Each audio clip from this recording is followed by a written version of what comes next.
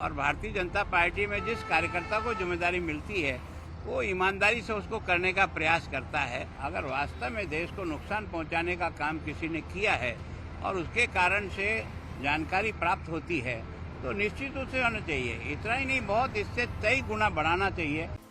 हमारे यहाँ भारतीय जनता पार्टी में जो निर्णय होता है वो सामूहिक विचारों के बाद होता है। मुझे भी जब बनाया था प्रतिपक्ष का नेता तो सवेरे 8 बजे तक मुझे ही पता नहीं था कि मैं प्रतिपक्ष का नेता हूँगा।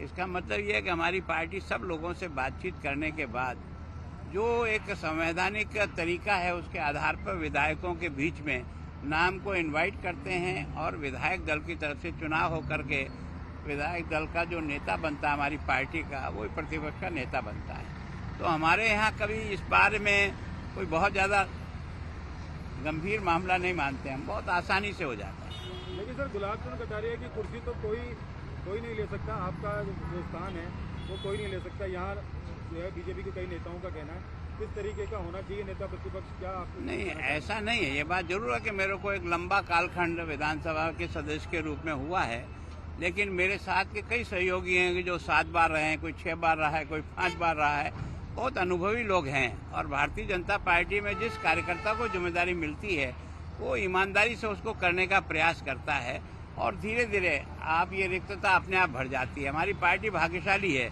कि हमारे यहाँ कोई नेता के जाने से कोई रिक्तता नहीं होती है। पता नहीं सैकड़ों कार्यकर्ता वैसे ही नेता के गुण रखते हैं। मैं यह अभिमान करूँ कि मैं ही योग्यता रखता हूँ तो ऐसा नहीं है।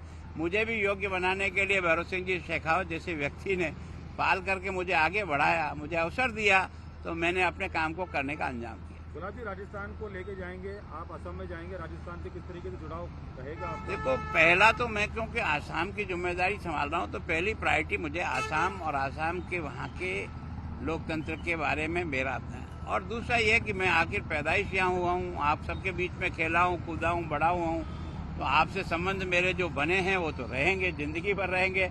वो मुझसे भी बात करेंगे, मैं उनसे भी करूँगा, वो मेरी मदद करेंगे, मैं उनकी मदद करूँगा।